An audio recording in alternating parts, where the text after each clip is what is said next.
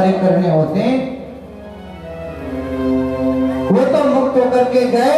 इधर नंद बाबा सब आए, सब लोगों ने देखा नंदरानी को। नंद बाबा ने बहुत डांटा, देवी तुमने बहुत अच्छा नहीं किया, तुम्हें इतने छोटे से बालक को ऊपर में बांधना ही नहीं चाहिए। यदि वृक्ष गिर जाता तो क्या होता। मां रोने लगी, अरे मैं तो ऐसा सोचा ही नहीं, कैसे हो गया।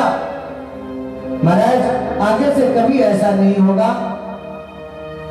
नंद बाबा आगे प्रसंग आता है कि चिंतित रहने लगे।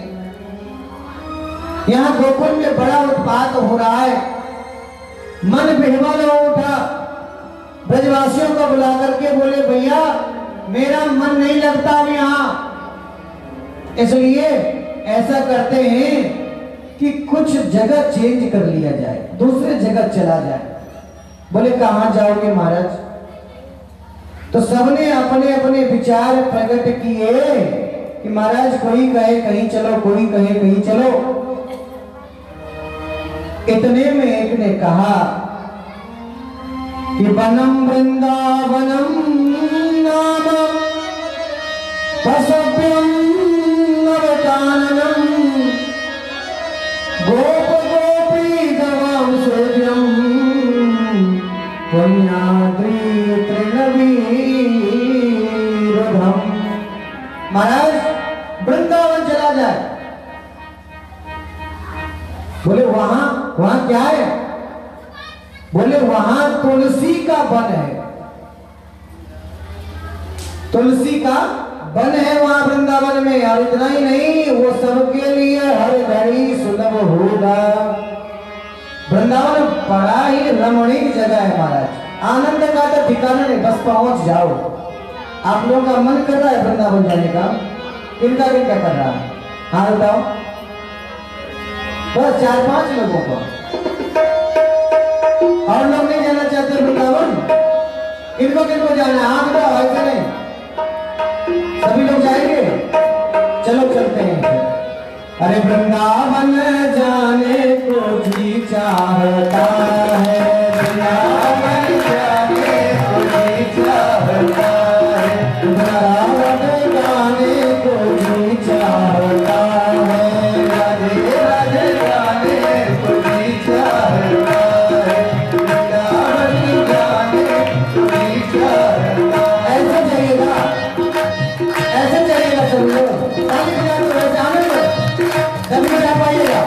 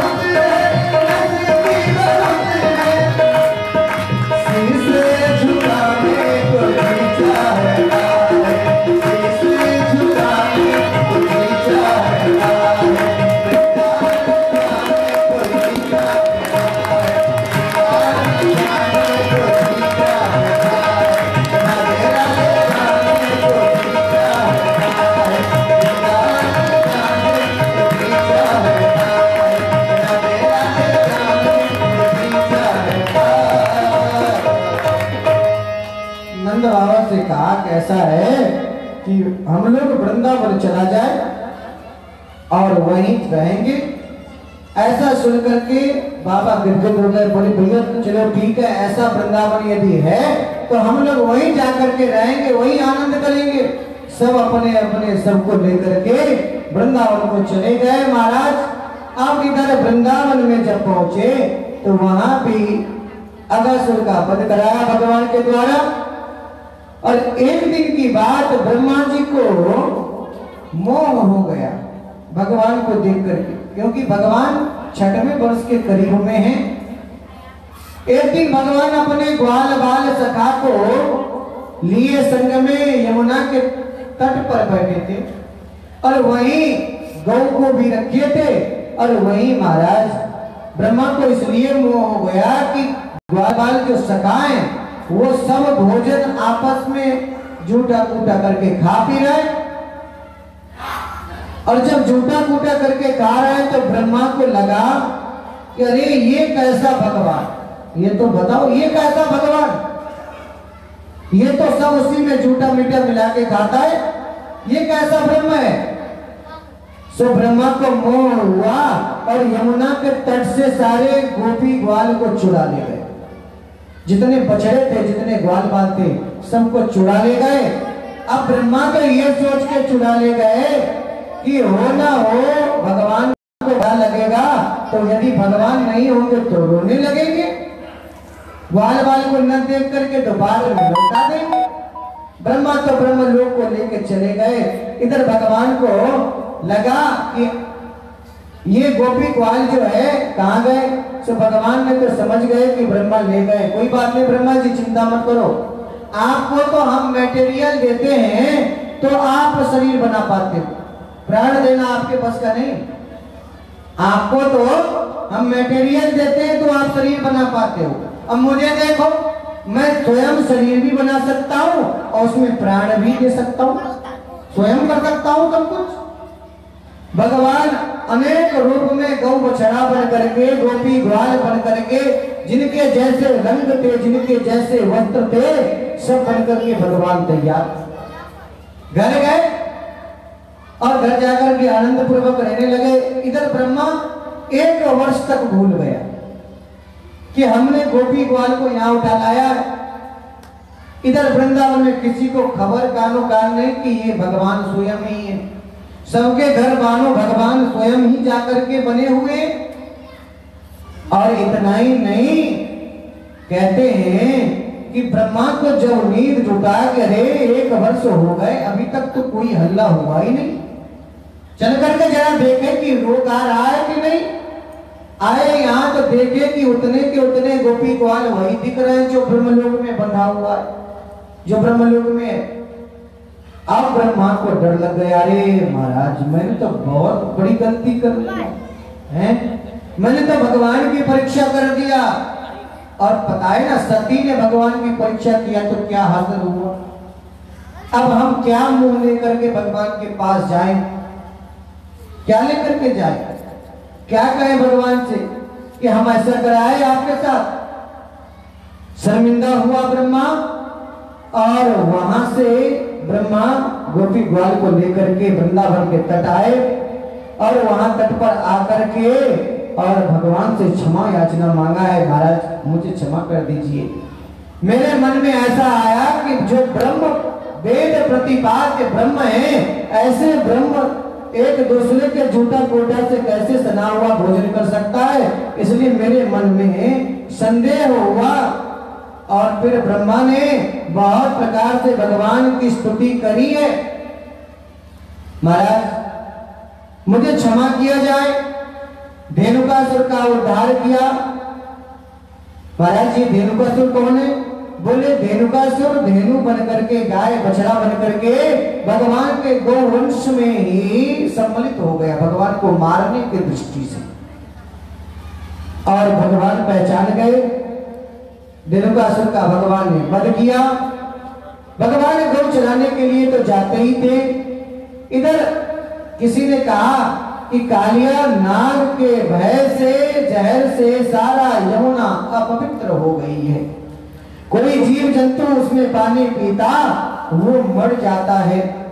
ये सुनकर के भगवान को बड़ा बुरा लगा। आज अपने सखा के संग खेलने की दृष्टि से कालियादा पर भगवान पहुंचे और वहां जब पहुंचे सो जो गेंद होता है उस गेंद को भगवान ने जोर से इसीलिए फेंका कि ये कालियादा में जाए और ये जब गेंद चला जाएगा तो मित्र हमसे गेंद मांगेंगे और इसी बहाने हम यमुना में जाएंगे। भगवान के जो श्रीराम आदि सखा हैं, भगवान ने जोर से गेंद को फेंका और वो गेंद कालियादा के अंदर प्रविष्ट हो गया यमुना जी में। इधर सखा ने कहा अरे तुम्हें तो अब गेंद देना पड़ेगा। बचपन की बातें बड़ी निराली होती है, बड़ा अद्भुत समय का होता है। बच्चों ने कहा श्री कृष्ण से कि तुम्हें तो अब गेंद देना पड़ेगा। भगवान ने कहा करें क्या। भगवान एक वृक्ष के डाल में चढ़े और वहां से यमुना जी में छलांग लगा दिया। छलांग लगा करके महाराज अंदर पहुंच गए जहां कालिया नाग लेटा हुआ था। और जैसे ही वहां पहुंचा तो महाराज कहते हैं कालिया नाग तो सो रहा था, अचानक से नींद खुला और इन्हें देख करके मारने की दृष्टि से कालिया नाग इन्हें अपने पूंछ में लपेटना प्रारंभ कर दिया। भयंकर युद्ध हुई महाराज और अंतिम में भगवान ने कालिया को मारने के लिए तत्पर हो गए। सो उसकी पत्नियों ने आकर के हाथ पैर जोड़ना प्रारंभ कर दिया, महाराज इन्हें क्षमा कर दीजिए। कालिया नाग को जब पता लगा कि ये तो साक्षात भगवान है, बोले महाराज एक बात मैं निवेदन करूं। बोले करो। बोले हमारे अंदर जो जड़ता है ये जड़ता दिया किसने? ये जड़ता दिया किसने? जड़ता भी तो आपका ही दिया हुआ है। मैं मूर्ख हूं, ये भी तो आपका दिया हुआ है। जो मेरे जीवन की जड़ता है ये जड़ता भी तो आपने ही दिया है, तो अब कृपा करो। बोले कोई बात नहीं, लेकिन एक काम तुम्हें करना होगा कि यमुना जी को छोड़ के तुम्हें सागर में जाना होगा। यहाँ नहीं रह सकते तुम, मेरे रहते यहाँ नहीं रह सकते। कालिया ने कहा महाराज आप जहां कहो वहां मैं चला जाऊंगा। बोले इस स्थान को छोड़ करके तुम रमण द्वीप में चले जाओ। भगवान उसके मस्तक पर खड़े हो गए हैं, कालिया के मस्तक पर। इधर गोपी ग्वाल ने जाकर के जो छोटे छोटे बच्चे थे उसने जाकर के नंद बाबा नंदरानी से कहा, ग्वाल बाल से कहा रे भैया आज तो बड़ा आश्चर्य हुआ, भगवान कालियादा में चले गए, अब तो जिंदा नहीं बचेंगे। मां रुदन कर रही है और मां रोती हुई वहां पहुंची है। नंद बाबा भी विह्वल हो उठे हैं। ऐसे में भगवान कालिया के ऊपर तांडव करते हुए महाराज निकले हैं। और तांडव की गति कैसी है जरा आप लोग दर्शन करें। तांडव गति मुंडन पर नाचत गिरधारी, तांडव गति मुंडन पर नाचत गिरधारी, तांडव गति मुंडन नाचत गिरधारी।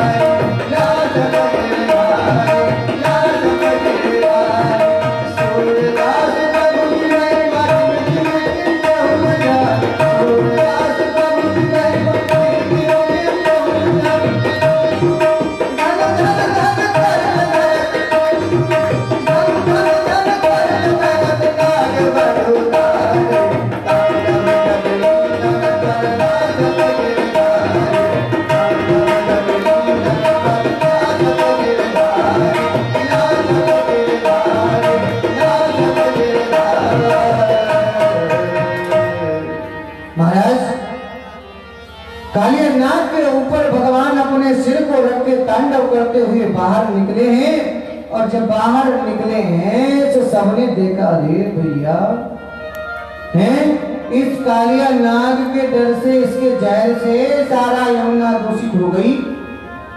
और इसके ऊपर लाला नंद बाबा का लाला जल्दी भागो जल्दी भागो। बोले बाबा ये कुछ नहीं कहेगा, ये तो हमारा सगा हो गया। बोले अच्छा इसलिए तो मैं कुछ नहीं कहा। नंद बाबा को बड़ा आश्चर्य, कभी कभी मन में लगे कि लगता है ये साधारण तो नहीं, काम तो सब असाधारण वाला करता है, लेकिन लगता छोटा सा है। तो मन में फिर कभी कभी ऐसा होता है कि चलो कोई छोटा बालक है, वो जाता है, सारे उन सब बातों को भूल जाते हैं। अब आगे कथा चीर हरण की आती है। महाराज कहते हैं एक दिन भगवान, क्योंकि गोपियों का आदत था वस्त्र विहीन होकर के नदियों में स्नान करना, ये भगवान को अच्छा नहीं लगा। नदियों में कभी स्नान करो तो वस्त्र रहित होकर के नहीं करना चाहिए, इससे जल देवता वरुण का अपमान होता है। महाराज गोपियां उसमें स्नान करती, वो भी निर्वस्त्र होकर के। भगवान एक वृक्ष के, पहले हिंदी की पुस्तकों में पढ़ाया जाता था कि एक यमुना के किनारे कदम का पेड़ था, उसके ऊपर भगवान बांसुरी था, पहले ऐसा वही बात कहते हैं। भगवान वृक्ष के ऊपर बैठे, गोपियों के वस्त्र को भगवान ने ऊपर ही ले आए और चुरा करके बैठ गए। इधर सब की सब गोपियां स्नान करके जैसे बाहर निकलने को उत्तेजित हुई, सो अपने अपने वस्त्र को न पा करके सोचने लगी मेरे वस्त्र कहां गए। कई लोग कहते हैं महाराज भगवान को ऐसा नहीं करना चाहिए, भगवान ने तो गोपियों को शिक्षा दिया है, ऐसा नहीं करना चाहिए। महाराज गोपियों की नजर भगवान के ऊपर पड़ गई। ओ तो तुम हमारे वस्त्र ले गए? बोले हाँ दे दो। बोले नहीं देंगे। बोले नहीं देंगे, क्यों नहीं दोगे? बोले तुम्हें शर्म नहीं आती? तुम्हें शर्म आती है कि नहीं? खुले जल में स्नान करती है नग्न होकर के। इस तरह से भगवान ने गोपियों को समझाया। गोपियों को समझाने के बाद फिर उनके वस्त्र को दिए, और वस्त्र देने के बाद कहते महाराज आगे यज्ञ पत्नियों के ऊपर भगवान ने कृपा किया। धीरे धीरे भगवान बड़े हो गए।